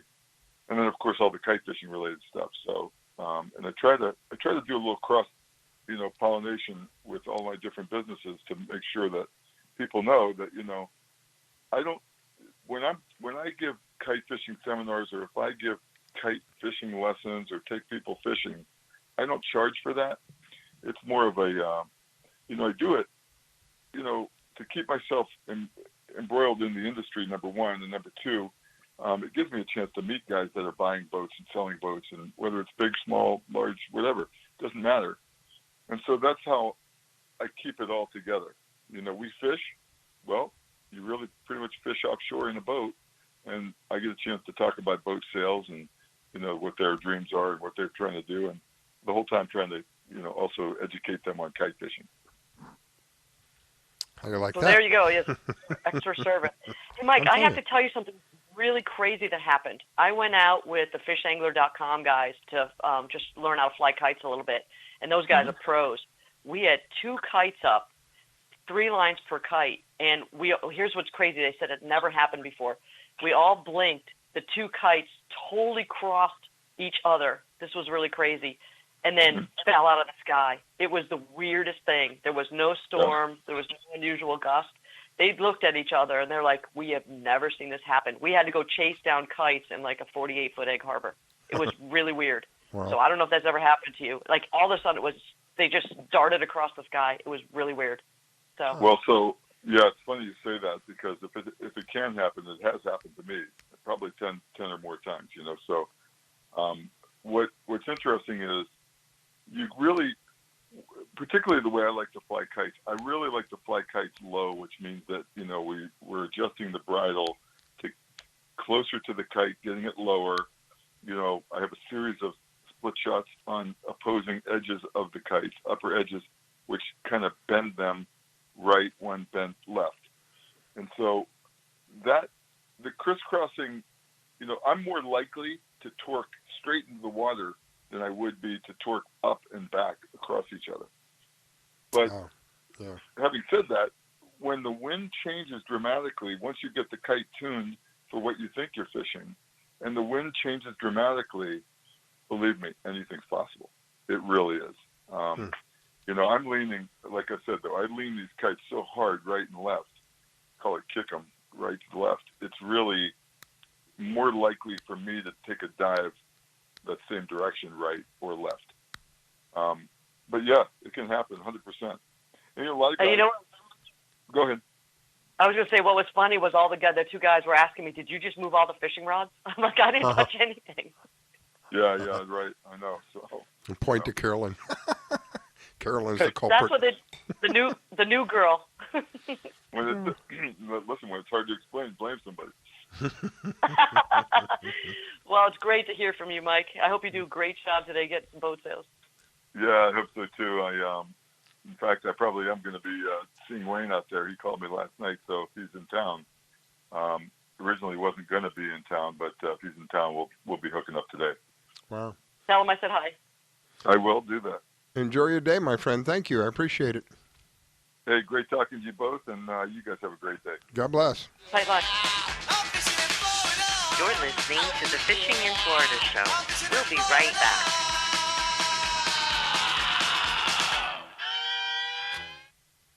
Being a dad is an adventure full of special moments. A cruise? Surprise! Unexpected moments. I got this. And even awkward moments. Okay, Dad, thank you. But every moment you spend with your kids, even the smallest moments, can make the biggest impact on your child's life. So take a moment to be a dad today. Do you need toner for your Epson, Hewlett-Packard, Canon, Brother, Apple, or Sharp printers? Look no further than Laser Technologies. In business for over 20 years, they offer the lowest prices on toner on the web. They can also repair your laser printers and toners fast and easy. Call their expert staff today at 561-792-9600 or email us at service@laser-technologies.com for all your toner needs. All toner is shipped nationwide. Why wait? Get the lowest prices on toner. Call or email us today. Do you have an unusual pet? Did you know that the Rainforest Clinic in Loxahatchee specializes in exotic pets? They see pets that other vets don't. Parrots and chickens, ducks, geese, turtles, snakes, goats, pigs, lizards, and even monkeys. Are you a beekeeper? Dr. Clubb, the first of her kind in the area? Yes, she takes care of bees as well. Dr. Susan Clubb has decades of experience and known around the world for her reputation as a premier avian vet. Located at 3319 E Road in Loxahatchee, just a short distance north of Okeechobee Road, you will find a modern clinic with in-house labs, which allow you to get your test answers quickly. You can find them online at www.susanclubb.com. That's www.susanclubb.com. Or you can reach her at 561-795-4878. It's Dr. Susan Clubb. That's 561-795-4878. The Rainforest Clinic located in Loxahatchee. 561-795-4878. Want to give your pet the celebrity treatment? Have you heard of Holly Wolf Pet Grooming and Care in Royal Palm Beach? They're located just off State Road 7 and have been servicing the area for 14 years. Holly Wolf Pet Grooming and Care is the home of the Blueberry Facial, also specializing in tartar removal with 8 years of assisting in dental procedures. Holly Wolf Pet Grooming and Care? They're more than just about dogs. They are the only experienced cat groomer in the area. They also cater to all breeds and sizes and open 6 days a week. Holly Wolf Pet Grooming and Care, located just north of the Super Walmart in Royal Palm Beach. You can find them at 250 Business Parkway. They specialize in shampoos with no extra charge. Flea and tick dips also available. Holly Wolf Pet Grooming and Care. You can give them a call at 561-793-9992. They also provide gift certificates for those looking for that special present. Holly Wolf Pet Grooming and Care. 561-793-9992. They're located in Royal Palm Beach. That number, 561-793-9992. Call for your appointment today.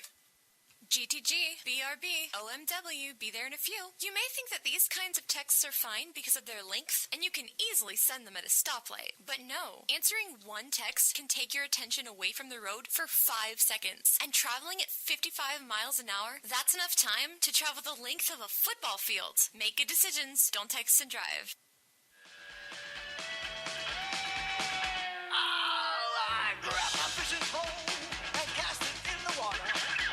Until dawn. Oh my, I caught a shark. I'm fishing and blowing on when the sun shines all day. They call me a grouper, so I'm fishing and blowing on. Oh yeah, fishing and blowing on. Oh yeah, I'm fishing and Good morning from the Sunshine State. Broadcasting from Palm Beach County, it's the Fishing in Florida Show. Sundays from 8 to 10 a.m. And now, here's your host, Riscala. Lord have mercies. We're into the last half hour of the show. I blinked my eye and it's almost over. This is how fast it goes on Sunday mornings here on the Trim Radio Network, listening to the Fishing in Florida Show. Fastest 2 hours of my life. Anyway, we want to give out a big thank you to Marina Rock Radio. Marina Rock allows us to use their service on Sunday mornings, and that allows us to reach their listeners, and we are ever so grateful for that. Still waking up. And, of course, if you're on the web, you can find us at thefishingfloridashow.com. Click on our player there, and you can listen to the show. If you're on Facebook, go to our Facebook page and click on Contact Us. That will give you a link to our live show. And the easiest, of course, of all those ways is if you don't have the TuneIn app, if you have the TuneIn app, you can go to Marine Rock Radio. But if you don't have the TuneIn app, you can download our app. Our app is free. There's no spyware. There's no adware. There's no push notifications, none of that stuff. We don't want to know about your pictures or any of that. We just want to give you an opportunity to listen to the network, all the different shows on the network, variety of different shows on the network. Fishing in Florida just happens to be one. Again, we just try to make it as easy as we can for people to listen in. So let me welcome back my co-host, that is Carolyn with Atlas Trax. Welcome back, Miss Carolyn. Thanks, Riscala. You know, I have to tell you, I forgot to log into my underwater cam today, and it is so clear. The water visibility is amazing on the Deerfield Beach underwater cam. Wow. It's just going to be one of those days where we should take advantage of it. And again, when I woke up this morning, that difference in the temperature this morning was a refreshing surprise to go out there. It's not going to last long. It's probably pretty much over, but at this point, it's 9:30. I don't know what the temperature is. I don't see it in front of me now. But I bet you it's probably up in the 70s already at this point. They're calling for the high today to be 83. It's going to be just a pretty day. The picture that you sent me earlier is almost like something out of a postcard. It didn't even look real. That the sun rising. Sure, the sunrise, the glassy water. I mean, it's pretty amazing. I can't wait to get out there. And if we don't put that boat in the water soon, we're not going to be able to. Low tide is 11:30, and we got just about 20 more minutes to be able to dump her in. So I'm hoping we get out there and pull a couple lines.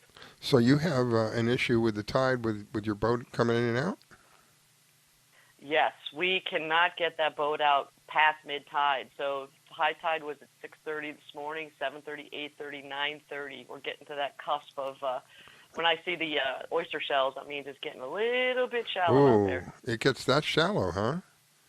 Wow. Yeah, it gets so low that the arms of the boat lift hit the bottom of the canal, so you can't even pull the boat off the water, off the lift. So Wow. I'd hate to miss that beautiful opportunity. Yeah. So, it'll be a little bit of a horse going on in a little bit, but we'll definitely get out there and I'll send you guys some photos. Wow. Well, tight lines when you get out there. It's going to be a gorgeous day, that's for sure. Let me welcome our next guest. That is Captain Clyde. Captain Clyde is with the Crappie Psychic. He's known as the Crappie Psychic because he seems to have psychic ability to catch what is known as the crappie. He's calling us from Louisiana this morning. I think he's still in Louisiana. He's calling us from Louisiana this morning. Good morning, my friend. Good morning. I'm sorry I called in a little late. I was having coffee with my wife, and Not things to worry. have just been so crazy lately. It slipped my mind. So Not please to worry. forgive me. Go ahead, Carolyn. I was going to say, Riscal and I always have things to chit-chat about, so welcome to the show. I know you had a lot going on since that last hurricane. Yeah, I wanted him to come on and tell us a little bit about the experience that he's had. Well, luckily, we were blessed, and, we left at midnight on Saturday night. Of course, the storm hit on Sunday, and it was one of the best decisions I've ever made in my life. My son stayed behind at 24 years old. He had no fear, and it rocked his world. He said he would never make that decision again for as long as he lived because it terrified him. It was terrible. I mean, we lost our home, we lost the Crappie Psychic shop, and we've moved 5 times since Ida has basically taken everything we have, and it's a situation that I wouldn't want to see anyone go through. Now that I've gone through it, I'm a lifelong Louisiana resident, and we've always been just missed. 50, 60 miles to the east or 50, 60 miles to the west. Well, Ida came right smack over my town. The eye came right over us. So we had a direct hit, and it's just horrible. I mean, I can't even put into words, what it does to your life. It is it's a tough hand to be dealt. I can't say I know what you feel like, but I can say that I have been through a similar experience, and it was a tough time. I was living in South Florida at the time, and we had Hurricane Andrew come through, and we lost the entire neighborhood to this hurricane. Now, I've lived in Florida just about all my life, been through every hurricane that I can think of that has been through Florida. One of the worst ones was Hurricane Donna many, many years ago. I was a child at that time. Hurricane Andrew was unlike anything I'd ever witnessed.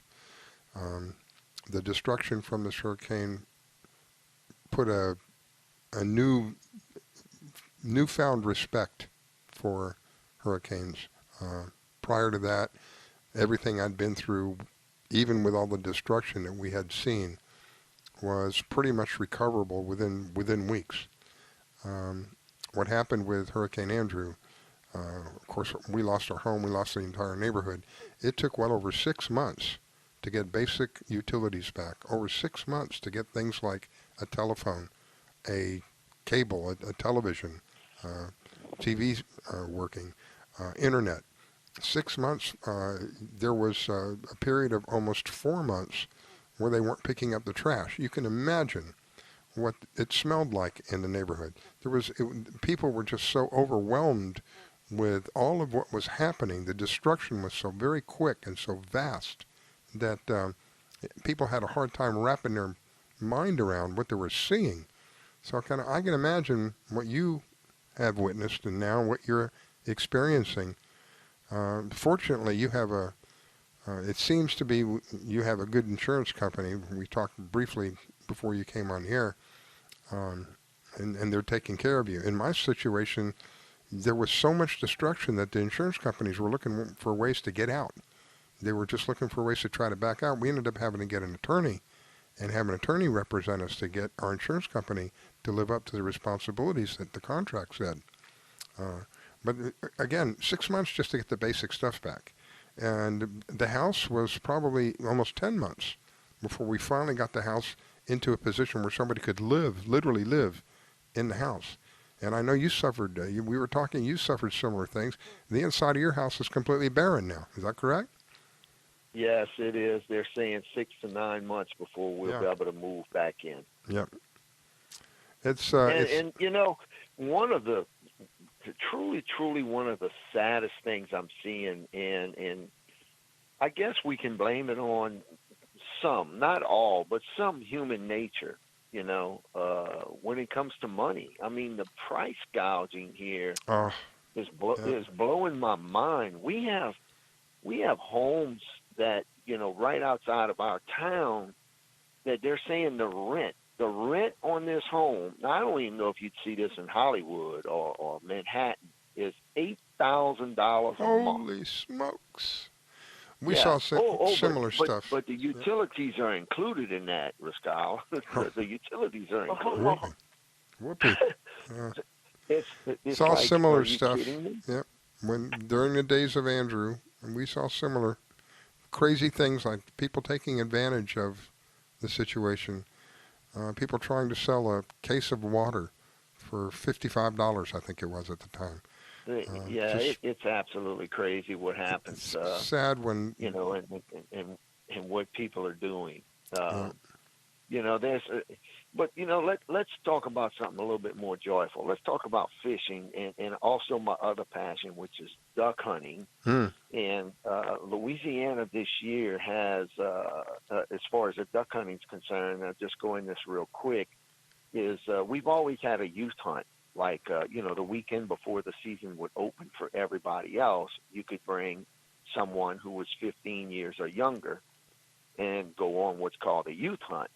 Well, this year, they've actually added veterans to that. So as a veteran, I get to hunt next weekend, which is the weekend before the season opens up for everybody else. So I just have to have a copy of my DD-214 with me, and I think that's awesome because I have fellow veterans, and we're going to go hunt together. Cool. And that just adds to the, you know, the bonding and the fun that you get to have because there's not as many people out there. That's awesome. So I'm going to get to have some stress relief next weekend. Good. I know you need it. I know. Yes. I know that you need it. Well, I do. Yes, I do. I want to wish you an awesome day, my friend, and God bless you, and we'll be praying for everything to work out in your favor according to his word. Amen. And be looking forward to having you back on with an update here in the future. In the meantime, I've got to move on. I want to give Carolyn an opportunity to say goodbye to you. And again, God bless you, my friend. Thank you for sharing with us this morning. No thank problem. You for appreciate the prayers. Thank you for calling in and have fun with that duck hunting. Yeah, he'll take his stress out on the ducks. Yeah, and the next update will definitely include a lot of talk about the crappie because things are starting to heat up here, and I appreciate you, and I apologize again. For don't worry about that. Don't worry about that.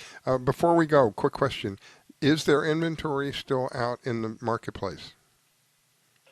We have very, very little right now. We haven't even had time to even look at what we have. People can still look at our website. We have it set up where you can at least go look at our products, but you cannot order because we can't fill the orders right now. Oh. We do have some inventory. We just haven't had the time to take stock Yeah. and to kind of Yeah. look at what we have. But I appreciate that question. All right, my friend. God bless. Thank you. All righty. Okay, that is the Crappie Psychic. Hopefully, in the very near future, he'll be able to offer you guys some of his product. I bought some of his product some time back because I was taking my grandkids fishing, and he has these things called, I think they're called scented trailers. And I was cheating because we were using worms, and I got tired of worms and gooey and all that, so we put these scented trailers on, and I was shocked at how well they did. They really enjoyed it. It was a lot of fun for them, and it saved me the trouble of having to deal with the worms. If you ever had to deal with earthworms and having to put them on a hook, you'll know what I'm talking about. Well, from New England, we used to have these crazy worms that had pinchers that used to come out. And, boy, I think they were called sandworms. They were kind of creepy. No, thank you. In the meantime, let me welcome our next guest, our my mind just went blank. Our anchor lady. That's what I wanted to call her. Oh, Lord, get me the coffee. Lord have mercy. Let me welcome our anchor lady. That would be the Florida Salty Cowgirl. She's down, I think she's down there in the Keys right now. Good morning, my dear. Good morning. How's everybody doing this morning? Good morning, Angela. I'm definitely down in the Keys, and as I look at the weather for the week ahead, I am so excited because it's actually cooling down a little bit. You know, I'm thinking about it now. Yesterday, I don't know if you experienced this yesterday. Carolyn may have, but I don't. You're from a little further south. It was really, really breezy yesterday here. Did you experience a lot of wind down there? Did I lose her? Hello? You might have lost her. Yeah. We had a ton of wind, and it was picking up more toward the west toward the end of the afternoon. So I'm sure she was probably getting a lot of that, but being on the east side, she would have been a little protected too. But I'll tell you, I noticed it picking up in the afternoon. Yeah, I'm like, oh my gosh, I'm probably 20 miles from the water, and it was blowing a good 20 miles an hour constantly out here with probably a 25, 30 mile an hour gust every once in a while. And I'm thinking to myself, I'd hate to be out on the water if it's like this out on the water. Good morning again. There, she's back. Good morning again. You got to love the dropped calls down here in the lower Keys. That's not always a bad thing. No, it's not. Yeah, yesterday, you guys, when I woke up in the morning and took my puppy outside, it was blowing 24 knots. Ah, wow. Yeah, small craft advisory, and it was a very windy day. So, yeah. But that's okay because anybody who knows me knows I love the winter fishing. Winter fishing is just phenomenal. Big kingfish, wahoo, the sailfish will come in, and we really depend on that first cold front that pushes this far south to bring those winter fish down. And the water's already cooling off very nicely, and that nice kingfish I caught a couple weeks ago was a good precursor to tell us that the winter fish were coming. And then my wahoo this last week was definitely telling me that the winter fish are here. So I'm very, very excited. Same day that I caught that wahoo, I was looking at social media, and a lot of people up from Key Largo and Isla Mirada also got their first wahoos that day. So the wahoo have arrived. So that's a wonderful thing. That makes me very, very happy. Why do you? And I have to tell you, Angela, I didn't tell anybody about your wonderful wahoo. I was saving it for you, so you could tell our listeners. Well, I love the wahoo. They have to be one of my very, very favorite fish ever to catch, because not only are they absolutely beautiful when they hit the deck and they're all lit up with those tiger stripes, they are just beautiful. But they are some of the most wonderful fighting fish ever. I mean, really, really good. And I have to tell you a little bit about it because it was fun. So I'm fishing with my guy, my fishing partner extraordinaire, and we love doubles because he makes fun and says that he never gets to catch any fish unless we get doubles. So we're fishing, and one of the lines goes off just absolutely screaming.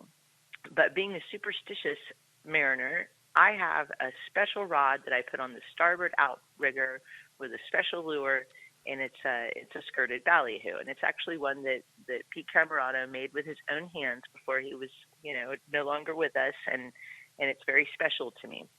But the first rod that went off, and it was absolutely screaming, was a smaller rod and reel that we were trolling with, and it had a very, very small little lure on it that was intended for like small mahi that might still be out there, or blackfin tuna, and that rod went off first, and it was just screaming outline. And I had that rod in my hands. And while I had that rod in my hands, the second rod went off, and it was my lucky rod.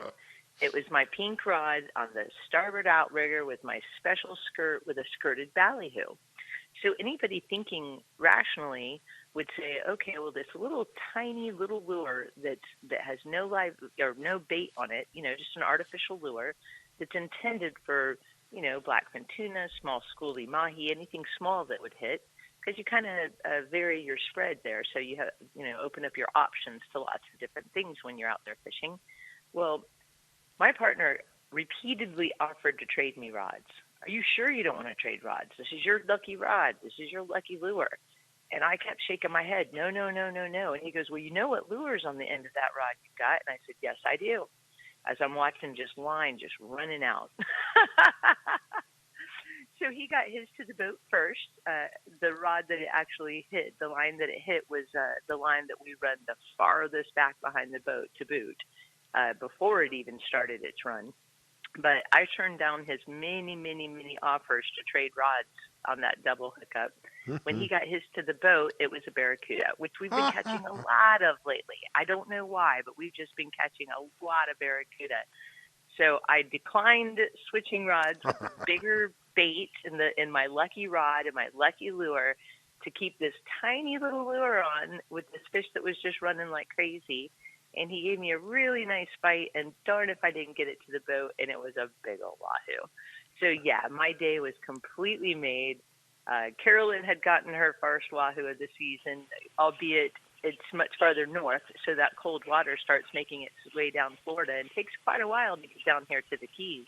But another girlfriend of ours, Carol Strickland, she had gotten her first wahoo, and so it was really time for mine. So, yes, I was very happy. And if we would have had a camera going, which I don't know why we didn't, I went to hooting and hollering and screaming and jumping and high-fiving and hooting and hollering and screaming and high-fiving. I was very, very, very, very happy.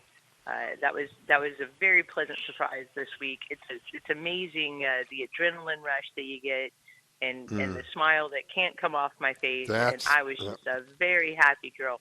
And by the way, to this day, we are still eating wahoo. Oh, my. We actually went to a hook and cook, a local hook and cook last night with a couple friends that were in from out of town. And we took a big cooler. I say big, but we took a decent-sized cooler of wahoo with us. And we were like, hey, if you guys want to do hook and cook, we'll all have fresh wahoo, which is exactly what we did. Wow. So, yeah, cool. The girls at the gym have been eating wahoo. The neighbors have been eating wahoo. We've had a really nice time.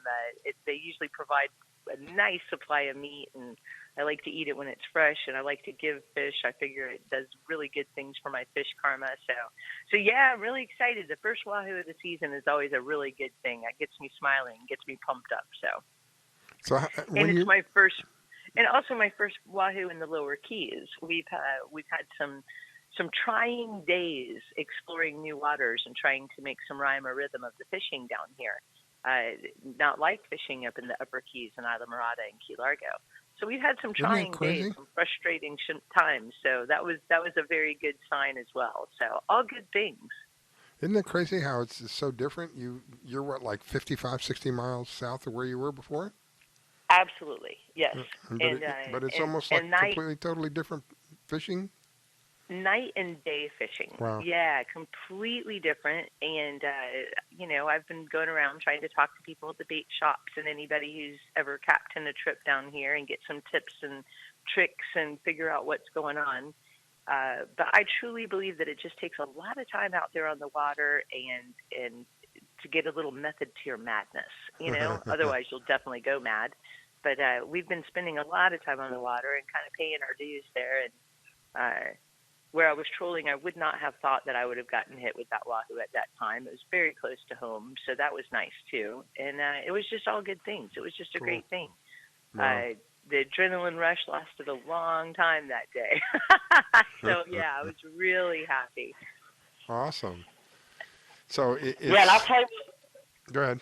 Go ahead, Carolyn. I was going to say, I'll tell you what we'll have to do, Angela. We'll have to get all three of our Wahoo pictures and post them up on the Fishing in Florida Facebook page and show the readers and listeners that we really do fish. Absolutely. Oh. A lot of people are surprised at what us ladies do. And, hey, I'd like to give a big shout-out today. One of our fellow lady anglers, Stacy Fratina, she is a fantastic freshwater angler, and she was one of the she fished the Redfish World Series this last weekend, and she was the only woman that made it to the Redfish World Series. So, in my personal opinion, that's a feat in itself. Yep. And congrats. She was 1 pound shy of making the top 20 and continuing on this weekend. But just making it there was a huge feat. So I kind of wanted to give a little shout out to Stacy. She did a great job, and just making it there was fantastic. And, good work, Stacy. There's many more years to do that, and hopefully she'll make it into that top 20 next time. But the Redfish World Series is like a contest. You have to actually earn your place in that tournament. So her earning her place as the only woman was very, very cool. That says a lot about women up and coming in the industry. So I'll have to see about having her on and give us an update about how that worked out I will for make sure that happens. Give her a yeah, call. good things. So there's been a lot of exciting things going on, and it was in Louisiana, and I know you just had Captain Clyde on. And, yeah. That couldn't have been easy having the Redfish World Series in Louisiana right now. I know that they're having a lot of trouble. So, hey, and I don't want to knock on wood, but we're almost out of hurricane season without having a problem. Yay. So thank you, Lord God, Jesus Almighty. Yes, thank you, Amen. you. Amen. Amen. Especially. And let's not say Happy Halloween to everybody. Yeah, that's tonight, isn't it? I forgot about that. Without children, I forgot all about Halloween, you guys. I'll be totally honest. We live in such a rural area that I can't imagine us getting trick-or-treaters, and most everybody down here is a little bit older. And, once upon a time when you had small children, it was easy to remember. You couldn't forget. But, yeah, happy Halloween to everyone. Oh, and Angela, I have a special message for you. So I was working the Billfish Gala, which please come up next year. You'd have a hoot and a holler. But one of our very good friends said to say hello. I was able to snuggle up next to the fly. See, Roberto. not fair. Yeah. I hope you guys had a great time. And, hey, guys, anybody who did not see what Carolyn looked like for that Billfish Gala, please check out our Pink Ladies page on Facebook because her costume was epic. and we sold a record number of raffle tickets in the history of the Billfish Foundation. We probably sold $6,000 to $7,000 in raffle tickets in a 2-hour time frame. Oh my Wow, gosh. that's awesome. Carolyn, I was going to make jokes and call you a space cadet. You would have been at the end of the line of people that already called me space cadet. So, rock on.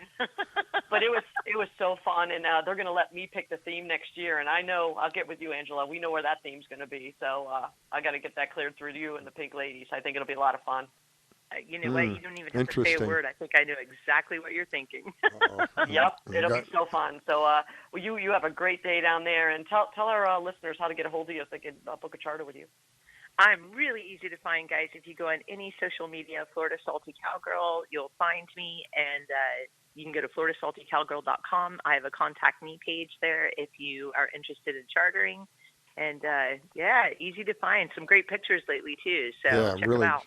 With the big smile, ear to ear, especially when she's holding that wahoo. Oh, my gosh. Yep. She beat me to Hey, saying guys, it. I would like to add one more thing if I could. I know we have 2 minutes left, but we are planning a Save America boat parade November 7th. It's going to be starting at 11:30 a.m., Hillsborough Bridge, north side of Hillsborough Bridge, and we're going to just roll down the Intercoastal to Lake Santa Barbara. So it should be really fun time to socialize and barbecue on boats and get some sun. So anybody that wants to, go there, they can look at information at patriotsboatparade.org. Should be a really good time. Awesome. That's awesome. That's cool. All right, as we are rapidly running out of time, the Florida Salty Cowgirl, thank you so very much for calling in this morning and sharing with us. I wish you an awesome day. And Miss Carolyn with Atlas Trax, if you want to protect what you love to the max, Carolyn with Atlas Trax is who you got to talk to. Thank you for being my co-host this morning. And to the listeners, thank you for listening in. We greatly appreciate it. And we'll be back in a week. So long, everybody. Tight lines. Tight lines. Southbound. Come on, baby, let's go. Don't forget your bikini. I wake